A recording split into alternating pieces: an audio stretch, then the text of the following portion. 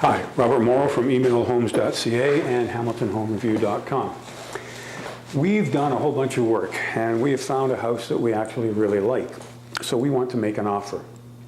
A lot of people are overwhelmed by what happens next. It's really not that complicated, and I do most of the work for you, as far as paperwork anyway.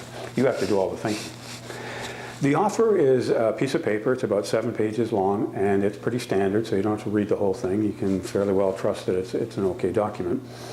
You're offering a certain price. You're going to give a certain deposit. Usually they tell us how much they want.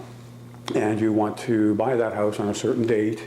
And you want to include, say, all the appliances, the wall coverings, whatever, or the window coverings, all that kind of thing. And we discuss that beforehand. How do we come up with the price we offer? Well, that's a bit of a science in itself. What I try to do is, once we've decided which house we want, I will then sit you down and we will look at all the houses that have sold in the area that are similar in the last 30 to 60 days and see what kind of price they sold for. That will give us a fair idea of what we're going to be able to buy this house for. Now, usually when somebody lists a house, an agent will tell them to go over the list price that they want by $5,000 to $8,000 because everybody wants to negotiate. Nobody wants to pay the list price. So often we'll find that if a house is listed for $329 and we're seeing that all these other comparable houses in the neighborhood have been selling for $315, then realistically we can go in and say, hey, we want to pay $315. Now often people say to me, well, why don't I try a little bit lower first?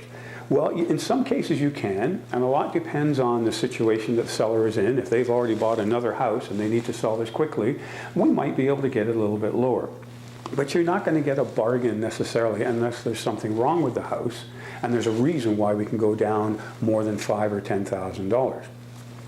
Another thing is that you don't want to annoy the seller by going in very, very low and saying, well, they'll counter back higher and we'll keep going back and forth, back and forth, back and forth.